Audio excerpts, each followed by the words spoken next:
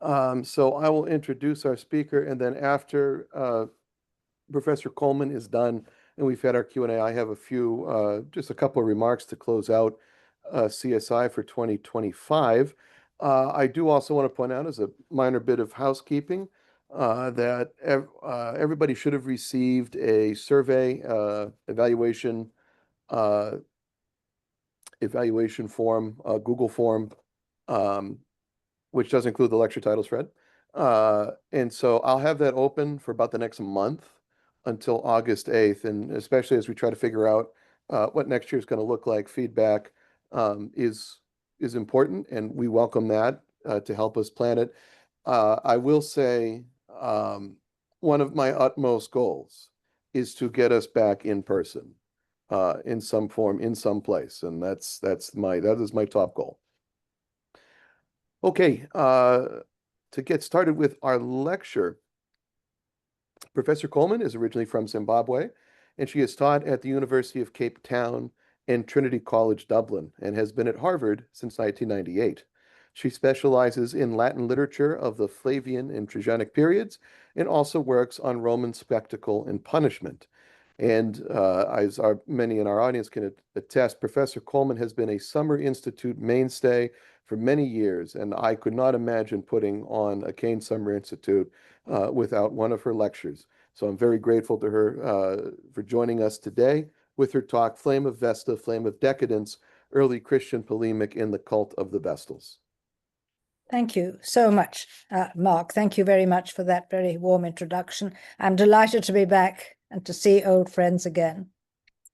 So, the theme of this year's CSI, The Time of Monsters, Discord, Collapse and Renewal, is the ideal slogan for any sort of reform movement. Find something in society that you would like to replace with something else. Label the status quo as monstrous, and you have the perfect conditions for renewal under your own preferred banner. To end this year's Summer Institute, I have chosen to examine this phenomenon with respect to the Christian handling of the concept of the Vestal Virgins, a few decades after Christianity became tolerated in the Roman Empire under Constantine. Oh, just a minute. Just trying to move my PowerPoint. It moved a minute ago. Oh, there we are. Because Christianity itself glorified and promoted virginity, the Vestals were a particularly fraught emblem of paganism for the Christians to handle, and indeed by the Middle Ages they are largely viewed in a positive light as a type of proto-Christian avant la lettre, so to speak, as recently demonstrated by Cecil Undheim. But at one particular moment at the turn of the 4th and 5th centuries, they become demonized in what is evidently a struggle for status, privilege, and influence in society. To show how this demonization was achieved and why, I will start by trying to establish what sort of people the Vestals were and how they fitted into Roman society. I will then show how the Christian poet Prudentius took a single detail associated with them, namely the special seats they occupied at the amphitheatre, and distorted it to demonize them. The technique is old, and it still works. Immigrants are ordinary people, trying to make a living and raise their families, but generalize from an isolated incident to present them as murderers and rapists, and obviously we need to get rid of them. The Vestal Virgins were one of the oldest priestly colleges in Rome and the only one composed of women. There were just 6 of them at any one time, chosen when they were between 6 and 10 years old. Their job was to tend the eternal flame in the Temple of Vesta for a maximum of 30 years. After that, they were legally permitted to marry. The sources about them are scattered. The most detailed accounts come from 2 authors of the High Roman Empire, Plutarch in his biography of the King Numa, and Aulus Gellius in his antiquarian miscellany Attic Nights. They are mentioned in more than 200 inscriptions, most in Latin, some in Greek. Statuary depicting some of them has survived. Their house at the foot of the Palatine, complete with statuary commemorating them, is extensively preserved in the form into which it evolved after it was destroyed in the Great Fire under Nero in 64 CE. The scholarship on the Vestals is extensive, A big step forward in understanding their role and meaning came in 1980, when Mary Beard published the first of her 2 articles about them, drawing extensively on anthropological perspectives to explain their anomalous status as, to put it crudely, honorary men. Since then, in 1998, Regula Freistaubler studied the 8 statue bases honoring the chief Vestal Flavia Publicia in the mid-3rd century, and in 2006, Nina Mekaka built on this article by publishing an extremely comprehensive monograph analyzing the Vestal's social milieu and their role in society, based on the surviving epigraphic, iconographic, and archaeological evidence. Several other detailed studies have appeared in the last quarter of a century, 2 of which by José Carlos Saquete and Robin Lorsch Wildfang I have included here. There's much else besides. The 3 stages of a Vestal's career, as documented by the ancient sources, comprise student, while they learnt the rites of Vesta, practitioner, when they performed them, and teacher, when they passed on their experience to a novice Vestal who joined the priesthood after the death, whether natural or by execution as punishment for incestrum, or the retirement of one of the others. Hence, they probably formed effective bonds based primarily on a pupil-teacher relationship rather than peer-to-peer. It is impossible to know whether these interactions were primarily formal and hierarchical or more egalitarian and intimate. Throughout history, in households run by servants, the elite inhabitants often formed their closest effective relationships with their social inferiors and dependents. Remember, it was Nero's nurse who rescued his body for burial. The 6 professionally active Vestals living in the Atrium Vestae at any one time, not to mention retired Vestals who remained there, were accompanied by a large retinue of slaves and freed persons, just like an elite Roman household. We have some evidence for these relationships from the epigraphic record. My first example is a pair of tomb inscriptions put up by freed women of the Vestal Junia Torquata. Presumably, these are formerly enslaved members of her entourage whom she manumitted herself. For Gaius Junius Felix, freedman of the Vestal Virgin Torquata, Junia Phyllis made this for her beloved fellow freedmen and for herself and their descendants and their descendants' descendants. Width 13 feet, depth 13 feet. Junia Alce, freedwoman of the Vestal Virgin Torquata, made this for herself and her beloved Gaius Junius Epaphus, fellow freed person and most excellent husband. The only affect expressed in both these inscriptions is the freedwoman's affection for her husband, conventionally described as Carissimus or Optimus. Similarly, the next one. For Thea Asclepiodote, freedwoman of the Vestal Virgin Rufina, beloved wife, and for Publius Theius Rufus, beloved son, both of them well-deserving, Publius Theius Asclepius and Thea Zoe, their parents, erected this, and for themselves and their freedmen and freedwomen and their descendants. This monument is not to admit anyone else. This epitaph records the affection of the parents for the deceased whom they're commemorating, one of whom is a freedwoman of the Vestal Rufina. We are left to speculate about the degree of emotional attachment, if any, between these Vestals and the people whom they manumitted. But another member of the same gens Thea is explicitly identified as Rufina's delicata, her favorite slave girl, who presumably died very young. To the shades of the dead. For Thea Euphrosyne, favorite slave, delicatae, of the Vestal Virgin Rufina. The relationship between pueri delicati and their owners seems to run the gamut from household pet to sexual toy. But Thea Euphrosyne was presumably at the pet end of the spectrum. The poetry of Statius and Martial describes deep affective bonds between their wealthy friends and their pueri delicati. This laconic epitaph may be the closest we can come to glimpsing the affections of a Vestal Virgin, although we have to read that out of the single word delicatae, and we should remember that people do not always treat their pets kindly. Notably, too, it was presumably Thea Euphrosyne's own family who put this up, It wasn't the Vestal Rufina. Moving beyond the immediate circle of the 6 Vestals and their personal entourages, the Vestal Virgins exercised considerable influence in Roman society and therefore participated in the patron-client relationships that fueled upward mobility.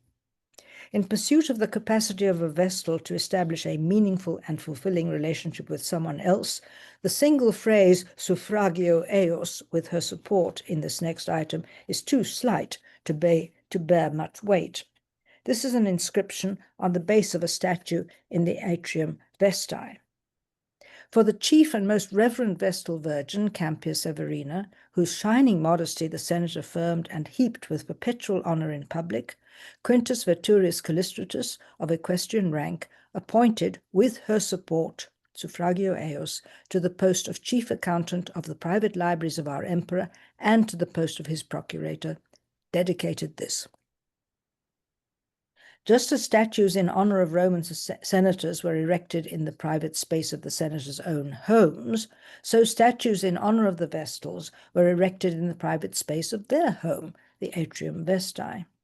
Somehow, the equestrian Quintus Veturius Callistratus received 2 significant positions as a result of the suffragium, the support or intercession of the Vestal Campia Severina around 240 CE. Which is why he put up a statue to her. Maybe our romantic and sentimental age overestimates the degree to which affection defines what can be a meaningful and fulfilling relationship. Or maybe the exercise of influence for the personal advancement of a dependent qualifies as a type of emotional bond. Flavia Publicia, the honoree of the next item, received no fewer than 7 statues in the atrium Vestae and an 8th in probably the Circus Maximus. This inscription was erected by her niece Aemilia Rogatilla and her great-nephew Minucius Honoratus Marcellus Aemilianus because of her pietas towards them. For Flavia Publicia, daughter of Lucius, chief Vestal Virgin, most devoted and faithful, whose most devoted and scrupulous performance of her sacred duties, which she performed through all the ranks of the priesthood with laudable conscientiousness, the Godhead of the most devoted Mother Vesta affirmed, Aemilia Rogatilla, of senatorial rank, daughter of her sister, with Minucius Honoratus Marcellus Aemilianus, her little son, of senatorial rank, closing in 15 minutes. On account If of you her... plan to charge out library materials, please proceed to the circulation desk on the 1st floor. I'll start again. For Flavia Publicia, daughter of Lucius, chief Vestal Virgin, most devoted and faithful, whose... Closing in 15 minutes. If you plan to charge out library materials, please proceed to the circulation desk on the 1st floor. Guess where I am at the moment? For Flavia Publicia, daughter of Lucius, chief Vestal Virgin, most devoted and faithful, whose most devoted and scrupulous performance of her sacred duties, which she performed through all the ranks of the priesthood with laudable conscientiousness, the Godhead of the most devoted Mother Vesta affirmed, Aemilia Rogatilla, of senatorial rank, daughter of her sister, with Minucius Honoratus Marcellus Aemilianus, her little son, of senatorial rank, on account of her outstanding loyalty towards them. Ob eximiam eius erga se pietatem.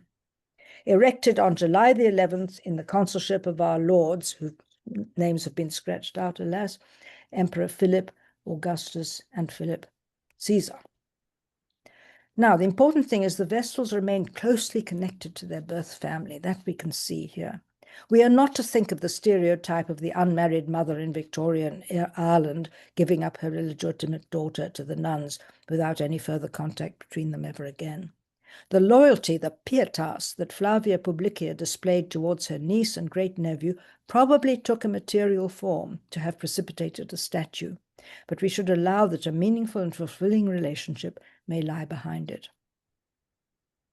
My final example, at the end of the 4th century, shows the participation of the Vestal Coelia Concordia in exactly that exchange economy of tangible honours of which Campia Severina and Flavia Publicia were the recipients.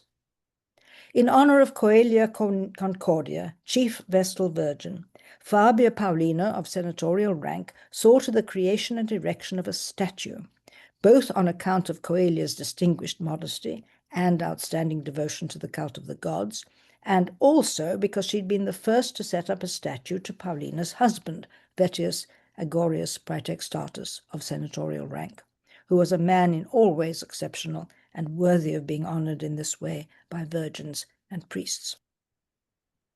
Coelia Concordia is both the recipient and previously the donor of a statue. After she honored the husband of Fabia Paulina with a statue for himself, Paulina erected one for her in recognition of her pudicitia, which I've translated as modesty. Quintus Veturius Callistratus had praised Campia Severina's pudicitia too. Pudicitia is the badge of a Vestal Virgin, her chastity. A modern study of abstinence, not only sexual, but also dietary and every other form, emphasizes abstinence as a mark of personal identity. The case of the Vestals is, in these terms, an interesting anomaly, since abstinence implies volition, whereas for the Vestals, chastity was an enforced condition, and one from which some of them lapsed or were alleged to have lapsed. But the public recognition of the Vestals' chastity was a prerequisite for the purity and efficacy of their rituals in tending Vesta's hearth, which is the other aspect of their identity that receives emphasis. Paulina mentions the Sanctitas Circa Cultum Divinum, and Aemilia Rogatilla praised Flavia Publicius laudabilis administratio per omnes gradus sacerdotii. Public recognition of the Vestal's chaste condition and scrupulous religious observance, and the social status that they enjoyed as a result, may have in a sense substituted for the effective relationships that we expect everyone to need and strive for. We should not underestimate the Vestals' own pride in their role and their devotion to the scrupulous performance of their duties. I will argue shortly that Prudentius uses all the rhetorical weapons in his arsenal in the service of ideology. So obviously the younger Pliny's account of a lone Vestal's behavior in face of the cruelty of the hated Emperor Domitian should likewise not be taken at face value. But even if Pliny's details of an incident that took place at least a decade before he wrote about it may be the product of his own imagination, they must conform to a common set of expectations about the Vestals, that they took their duties and the sanctity of their position very seriously. Here is a brief extract from Pliny's letter, composed somewhere around 100 CE, describing the punishment some 10 years earlier of the chief Vestal Cornelia on an allegation of sexual intercourse. Priests were immediately sent to see to the digging and killing. She, that's Cornelia, stretching out her arms now to Vesta, now to other gods, kept shouting many things, but most frequently this: Caesar thinks that I'm impure, yet it was under my sacred ministrations that he celebrated a victory and a triumph. Whether she intended this as flattery or mockery, whether she spoke out of self-confidence or in scorn of the emperor, is unclear. But even when she was being lowered into her underground tomb, and her gown had got caught on the way down, she turned to gather it up, and when the executioner gave her his hand, she turned away and recoiled from him, rejecting his foul touch with a final gesture of chastity, as if her person were demonstrably pure and spotless. The dichotomy of wicked tyrannical patriarch versus innocent female victim is seductive, but it does invite us to consider whether Vestal can ever be separated from virgin in the effort, either then or now, to understand what it meant to be one of these women. One of the most striking features of the Vestal's virginity is that there was a time limit on it. A retired Vestal had the option to marry. Consider this first from the point of view of her potential husband. The chief reason for marriage was procreation. In this respect, a Vestal virgin was a dicey bet, since age was against her. Setting that aside, the incentive for a man to marry a Vestal was mixed. On the one hand, Vestals were exempt from patria potestas. They had lifelong control over their finances and could leave their money to whomever they liked, which might reduce the financial incentive for marrying them. But they had very high social status and hence social capital. And as far as we know, there's no taboo against someone marrying a former Vestal Virgin. Plus, the Romans used the same word for a divorced woman as for a widow, widower, and regarded both as a second-best option for a wife. But the virginal status of a retired Vestal at least meant that she was not, so to speak, a second-hand bride. There is no evidence, at least none known to me, of a retired Vestal actually marrying. We can set aside the action of Elagabalus flagrantly violating the law, as Dio puts it in the epitome of Book 80 of his Roman history. He, Elagabalus, cohabited with Aquilia Severa, thereby most flagrantly violating the law, for she was consecrated to Vesta, and yet he most impiously defiled her. Dio is describing how Elagabalus abducted one of the Vestals, Aquilia Severa, while she was an active ministrant of the cult, so that Elagabalus, as high priest of Baal, and Severa, as high priest of Vesta, would conceive what Elagabalus called godlike children. Indeed, he had the boldness to say, "I did it in order that godlike children might spring from me, the high priest, and from her, the high priestess." Elagabalus is alleged to have then entered a series of marriages before ultimately returning to Severa. This scandal does not tell us anything about the choice a retired Vestal faced. So we're thrown back on the sole pair of sources that discuss the Vestal's option to marry. The first extract by Dionysius of Halicarnassus may be the source of the second by Plutarch, or they may both rely on a third anonymous source, or they may be repeating a claim made in more than one earlier source. Dionysius says, when the Vestal's 30 years' service was completed, there was nothing preventing those who put aside their fillets and other emblems of their priesthood from getting married.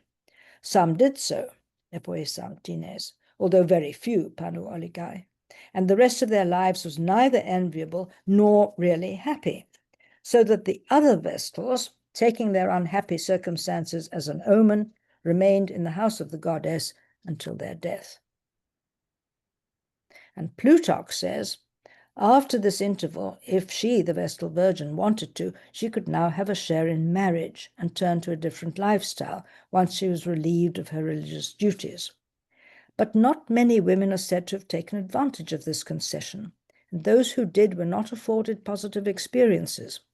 Instead, they experienced regret and dejection, metanoia kai katepheia, for the rest of their lives, precipitating others into a state of superstitious dread, so that right up until they grew old and died, they went on persisting in a virginal lifestyle.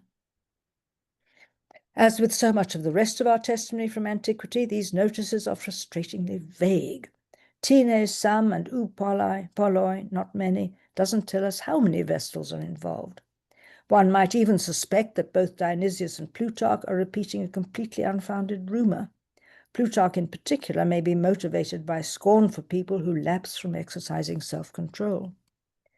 But his choice of words hints at the Vestal's emotional state, whether real or supposed, with two key terms, metanoia and katepheia. Both these words are used in a religious context in the New Testament at precisely the time when Plutarch is writing. Metanoia is change of mind, second thoughts. In the context of both instances from the New Testament, it is translated in the Revised Standard Version as repentance. I did not shrink from doing anything helpful, proclaiming the message to you and teaching you publicly, and from house to house, as I testified to both Jews and Greeks about repentance toward God and faith toward our Lord Jesus. Therefore, let us go on toward perfection, leaving behind the basic teaching about Christ and not laying again the foundation. Repentance from dead works and faith toward God, instruction about baptisms and laying on of hands, resurrection of the dead, and eternal judgment. How one translates metanoia in the passage by Plutarch depends on whether one thinks that it refers to the past, the Vestal's regret for the old life in the house of Vesta, or the present, the Vestal's repentance for having left the house of Vesta and re-entered the world beyond it. Kateipheia is defined by Plutarch himself as pain that makes us look down. Dejection is defined as pain that makes us look down, kato. The accuracy of Plutarch's etymology is less important than the insight that it affords us into the frame of mind of someone experiencing this emotion, someone who cannot look up, someone who feels down, someone, in other words, with depression. Dejection is also the word in the Revised Standard Version's translation of Kateipheia in the letter of James. Depression would work just as well. Why should a retired Vestal who left Vesta's precinct to get married have suffered from depression? After 30 years' service, a retired Vesta would be in her late 30s or maybe 40. The ancient medieval authors, reviewed by Amundsen and Dyers in 1970, give 40 to 50 as the average range for menopause. A retired Vestal Virgin who married, therefore, had to contend with a combination of virginity and menopause and the psychological and physical challenges that these conditions posed. Emerging adult virgins, as in the article by Leroux and Boiselard, is the modern term of art for men and women who've passed the age of 20 without having engaged in sexual intercourse. Studies of this group reflect the attitudes of modern Western society, in which sex is freely discussed and people without sexual experience are regarded as naive and even pitiable. In that respect, these studies do not help us to understand the challenge facing a retired Vestal Virgin who embarked upon marriage. Nevertheless, many of the difficulties experienced by emerging adult virgins today must have pertained in antiquity also, including anxiety and difficulty in establishing a relationship. Until very recently, erotic love has been universally considered the province of the young. A single pentameter in Ovid's Militia Amoris elegy sums it up: turpe senex miles, turpis senilis amor. Disgusting is an old soldier, disgusting an old man's love. A recent study of old age in Rome by Tim Parkin collects literary references for the idea that the elderly should desist from sexual activity, a view widely held also in antiquity among medical authors. Another study of old age at Rome by Karen Cocaine contains a chapter on sexuality, carefully parsing distinction between philosophers' theories and common cliches, and analyzing the surviving evidence for sexual relationships between old husbands. Please exit the building through the Mass Ave door. Analyzing the surviving evidence for sexual relations between old husbands and younger wives, which was generally accepted. Please exit the building through the Mass Ave door. Which was generally accepted because the primary reason for marriage was held to be procreation, whereas sexual relationships between older women and younger men were considered deviant. Old women are constantly the butt of satire for being dried up, withered, repulsive, and sexually unresponsive. The passages are usefully collected by Václav Suder. If you've seen the Hellenistic statue of the drunken old woman in the Glyptothek in Munich, or read Paul Zanker's pamphlet about it, you will have a vivid impression of the stereotype. Any Vestal who contemplated marriage must have feared that her own sexual inexperience would translate into inadequacy and her aging body would fail to please her husband. The natural aging process would not have been in a Vestal's favor. As she headed into menopause, her husband was probably still sexually active, since although as men age, they experience hormonal changes resulting in a gradual decrease in testosterone, they retain a vigorous sex drive much longer than women.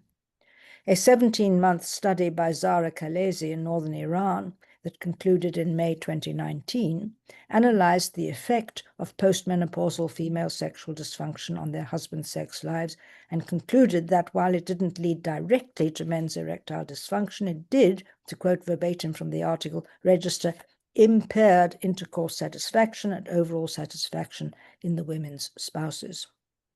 There is substantial evidence from antiquity for aging couples who'd long enjoyed marital harmony, and for equally happy couples in which the husband was much older than the wife. But a combination of physical inexperience, waning sexual appetite, and a form of culture shock suggests that Plutarch's conclusion that a married Vestal experienced regret and depression is highly plausible.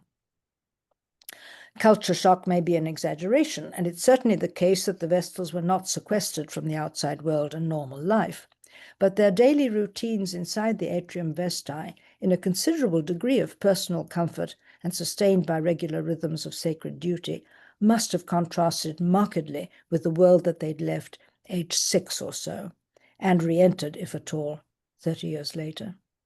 And that world will have changed in the interim, not nearly as much as it would today, but still, people would have been born or died, buildings will have been put up or fallen down, the environment was not the same as before. People returning to the US from diplomatic service abroad are warned in an official government dispatch that they may suffer severe emotional stress, and they're advised to read an entire book about this by Craig Staughty. If a Vestal left the atrium vestae, whether to marry or enter the care of a relative, the transition may well have been stressful and destabilizing. Consider the case of the Vestal Junia, mentioned by the younger Pliny. Fannia's illness worries me. She contracted it when she was on call at the bedside of the Vestal Junia.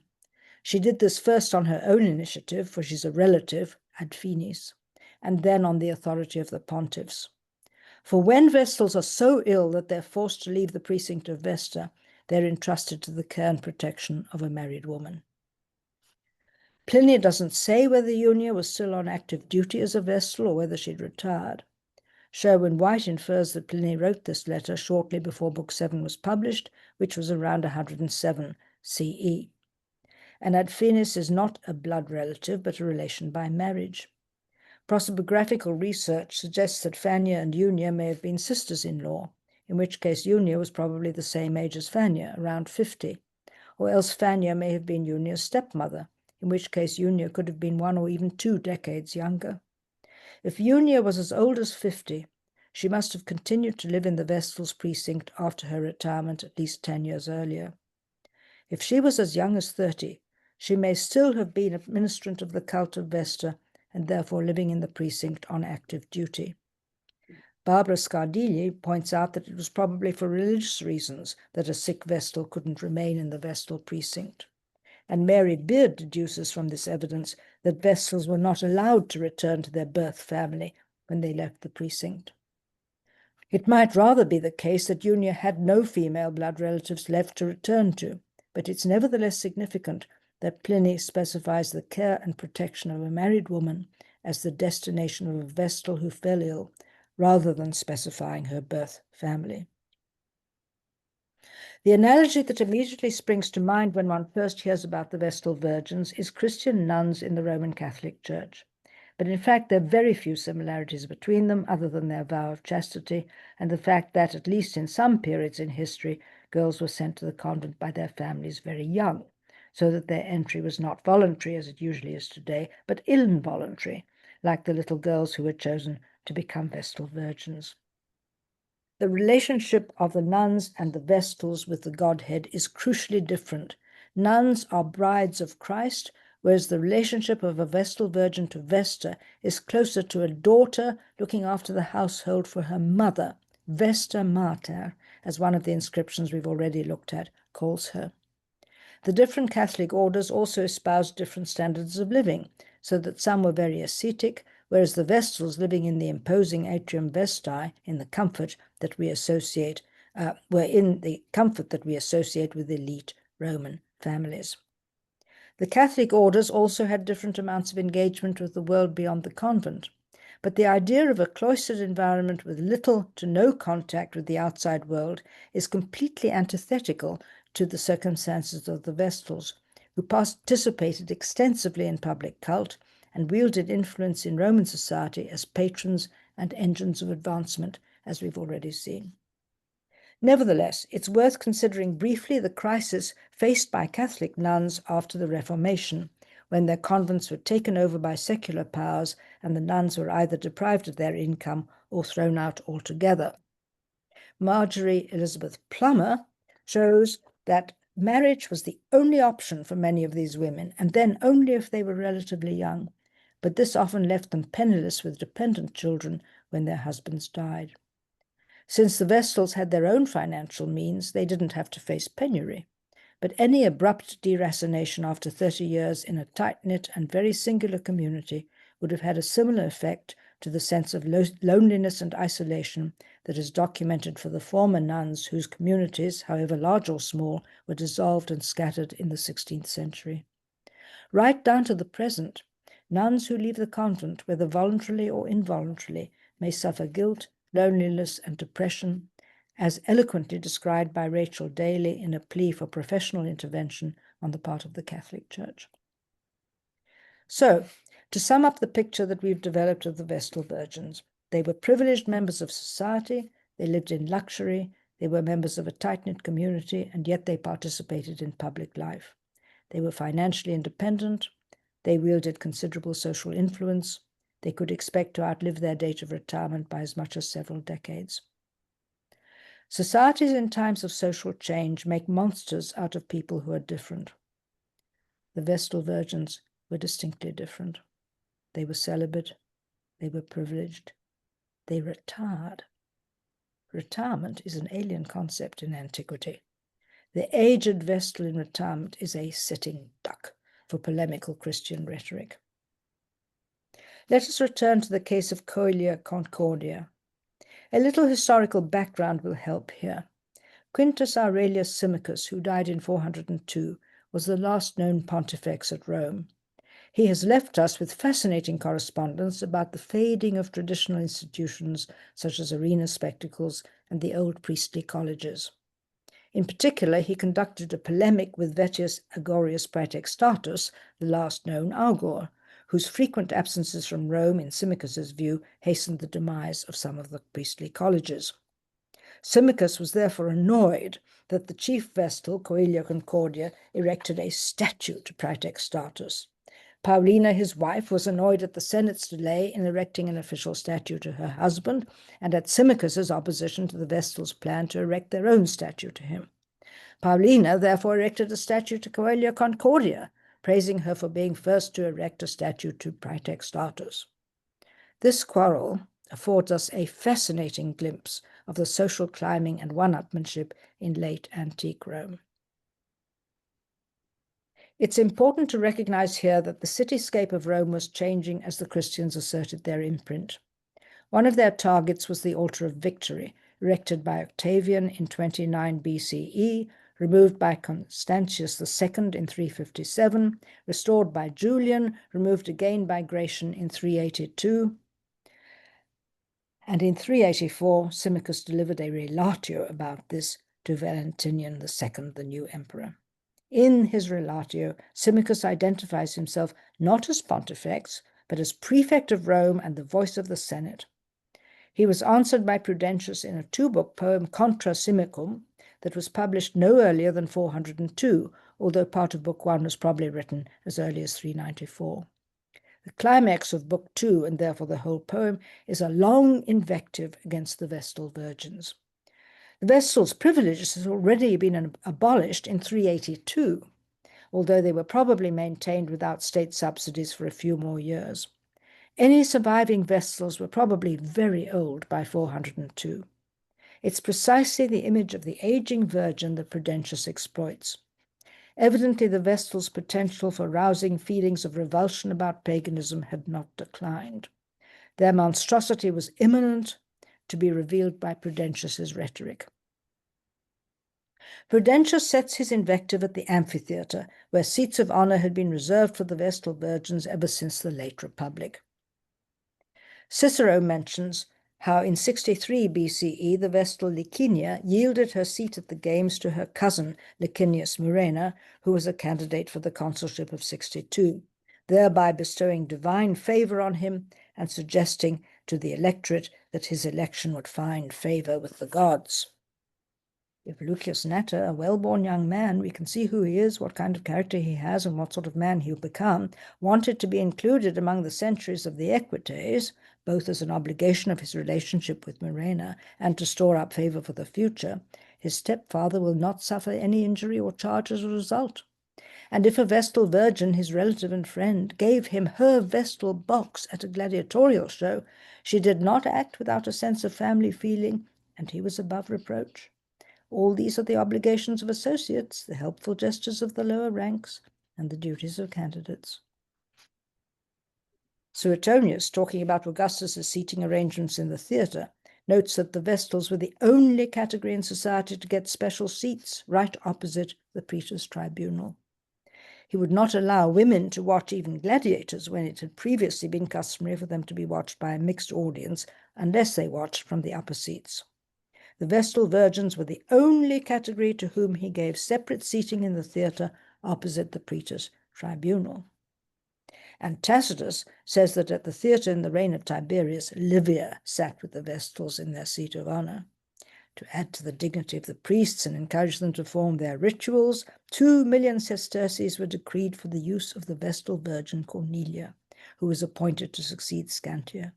And whenever the Augusta entered the theatre, she sat among the Vestal seats. Prudentius paints a revolting picture of the Vestal monsters. Aging symbols of virginity, on public display in their special seats at the amphitheatre, visibly consumed by lust.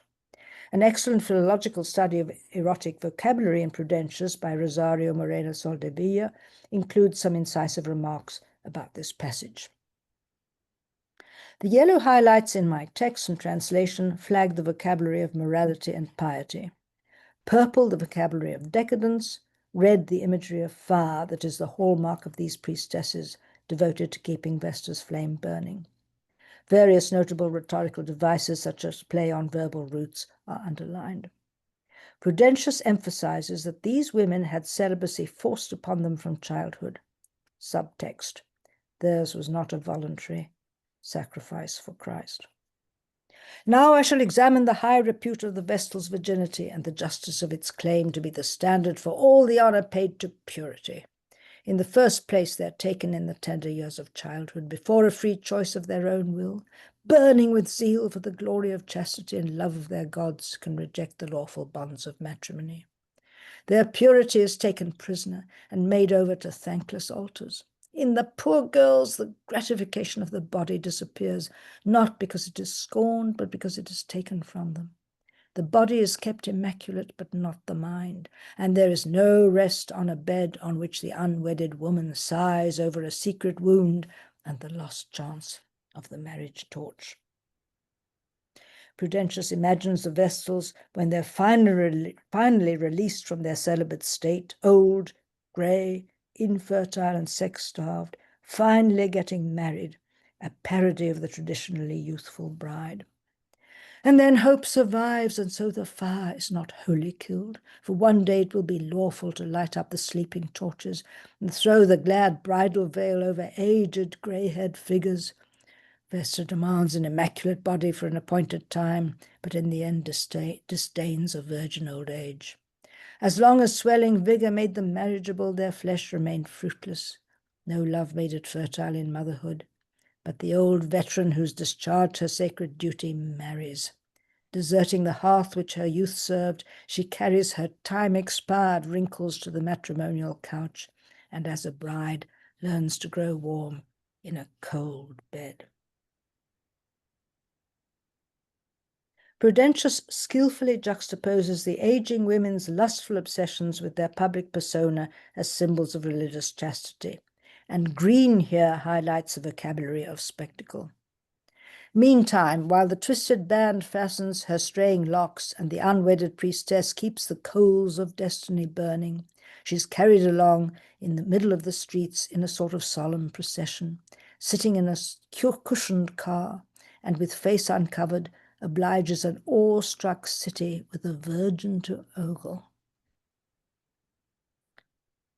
The Vestal's appetite for sexual satisfaction after decades of abstinence is embodied in their deviant enthusiasm for the semi-naked gladiators at the arena, and here blue highlights references to bloodshed. Then on to the gathering in the amphitheatre passes this figure of life-giving purity and bloodless piety, to see bloody battles and deaths of human beings and look on with holy eyes at wounds men suffer for the price of their keep. There she sits conspicuous with the awe-inspiring trappings of her headbands and enjoys what the trainers have produced. What a soft, gentle heart. She rises at the blows, and every time a victor stabs his victim's throat, she calls him her pet. The modest virgin, with a turn of her thumb, bids him pierce the breast of his fallen foe, so that no remnant of life shall stay lurking deep in his vitals, while under a deeper thrust of the sword, the fighter lies in the agony of death. Prudentius contrasts the Vestal's punctilious attention to their prescribed hairstyle and headgear with the barbaric mumbo-jumbo of their cult. Does their great service lie in this, that they are said to keep constant watch on behalf of the greatness of Latium's Palatine city, that they undertake to preserve the life of her people and the well-being of her nobles, let their locks spread nicely over their necks, or nicely wreathe their brows with dainty ribbons and lay strings on their hair, and below the ground, in presence of ghosts, cut throats of cattle over the flames in propitiatory sacrifice, and mutter indistinct prayers? He then returns to the amphitheatre, reinforcing the impression of Vestals sublimating their sexuality in an appetite for watching violent spectacle. Or is it that they sit in the better seats on the balcony and watch how often the shaft batters the bronze-helmed face with the blows of its three-pronged head, from what gaping gashes the wounded gladiator bespatters his side of the arena when he flees, and with how much blood he marks his traces? Prudentius ends with a plea for the emperor to continue the work of his predecessor, who banned animal sacrifice and abolished gladiatorial spectacles, sticking instead with beast displays. He, the previous emperor, forbade that the city should be wetted with the blood of bulls. Do you, emperor, command that the dead bodies of wretched men be not offered in sacrifice? Let no man fall at Rome that his suffering may give pleasure, nor virgins delight their eyes with slaughter upon slaughter. Let the ill-famed arena be content now with wild beasts only, and no more make a sport of murder with blood-stained weapons. Let Rome dedicate herself to God. Let her be worthy of her great emperor, being both mighty in valor and innocent of sin. Let her follow in goodness the leader she follows in war.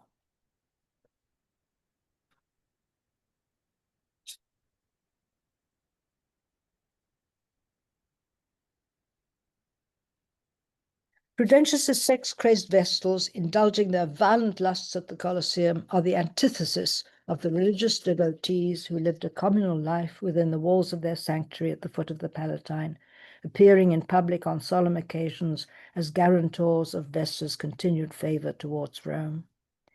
It turns out that these Vestal Virgins are a tool for Prudentius to use in illustrating the depravity of the arena.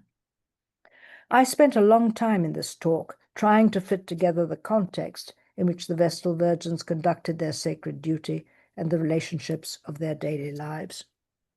Prudentius takes exactly 68 hexameters,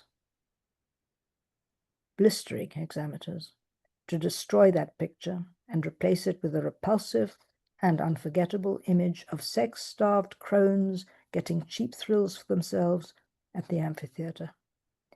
He concocts monsters out of the Vestals to sway opinion in support of the abolition of gladiatorial spectacles, a vital step in cleansing Rome of the vestiges of paganism.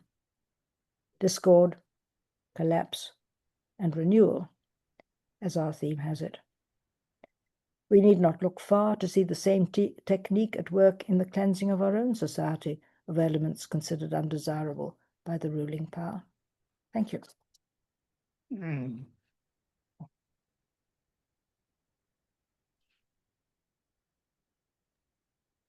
Thank you very much for another wonderful lecture to close out CSI. Do we have any questions for Professor Coleman from the audience?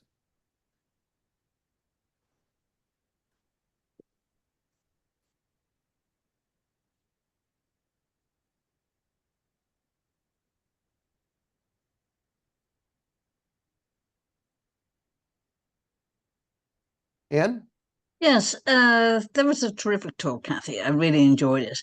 I was wondering, do we know, did the vessels who decided to stay, which I gather most of them did they enjoy the same comfortable conditions that they had throughout their throughout their service? And also, was there, was their home, was it capacious enough to accommodate a constant stream of retired Vestals? It's absolutely colossal, the Atrium Vestae. Mhm. The year I was teaching in Rome, we took the students there both semesters, and it's just huge. It's really huge at the bottom of the Palatine. That's the one that was built after the Great Fire in 64. And we don't have all of it, obviously. We've only really got one story, but it was several stories high. And there must have been scads of people in there. And that would partly be servants, because I don't know whether you've ever come across that fantastic article by Susan Tregari about the household of Livia. She published that, I think, about 1970 in the papers of the British School at Rome. It's a really interesting article from the tombs of those slaves and freedmen of Livia. She puts together how many jobs there were in Livia's household, and then she makes a comparison with the kind of middle rank civil servant in India at the beginning of the 19th century, who was a bachelor. He was a district commissioner or something, and he had 68 servants. Wow. Yeah, I mean, there was someone to do his shoes up in the morning, and someone to polish them, all that kind of thing. And so I think it's I had never thought about the Vestals at all until I started working on something about them to do with the arena, really, in 2 years ago. And I discovered how high class they were. They were really, really high class. And so they would have had scads of servants, but even so, having seen that precinct where they lived, there must have been ample room, I would think, for the retired ones. Because, I mean, there were only 6 at a time, presumably of different ages. So at any one time, there'd be 1 or 2 retired ones, I suppose. So why would anybody leave? I guess, yeah. Yeah.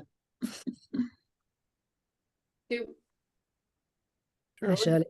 Do we have other authors who are vilifying the Vestals in the same way that Prudentius is? Not that I've found.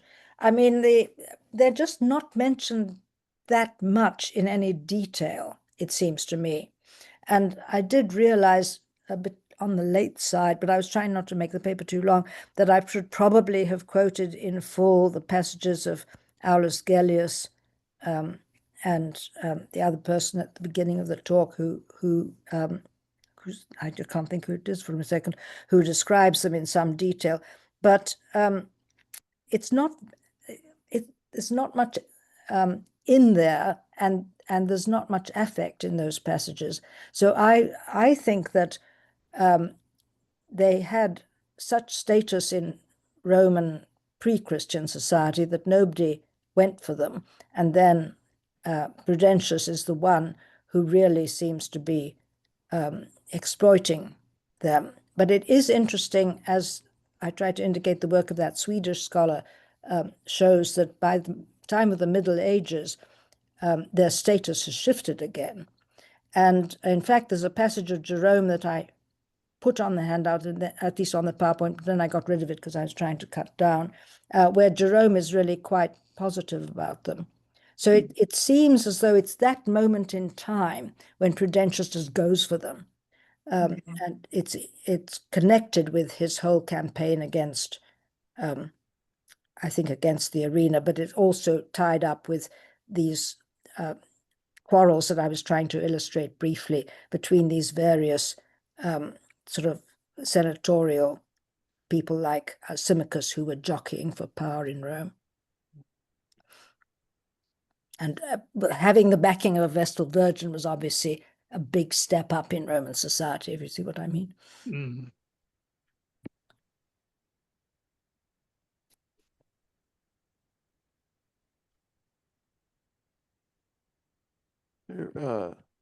Any other questions for Professor Coleman?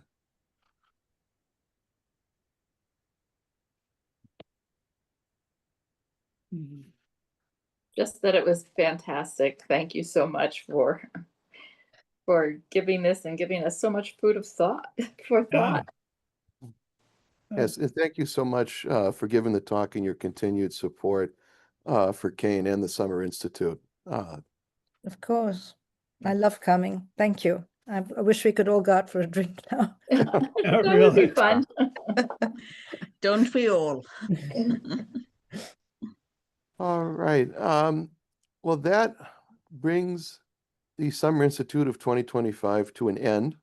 I picked our theme this year, The Time of Monsters, mostly based on my own research interest of Civil War and my love of the historian Sallust.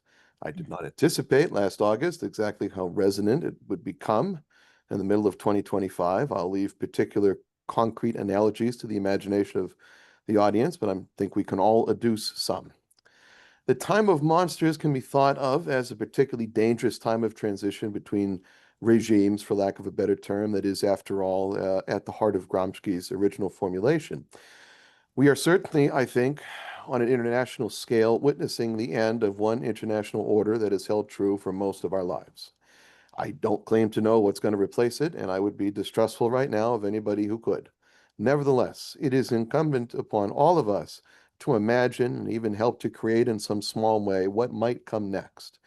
So in that vein, I suggest for next year's theme, Xenia, community and solidarity in the ancient world. What makes up a polis or a res publica? Who gets excluded? Who gets included? Can that boundary of inclusion and exclusion be crossed, and how and by whom? What other kinds of communities do we see in the ancient or late antique world, like churches, mystery cults, or patronage networks?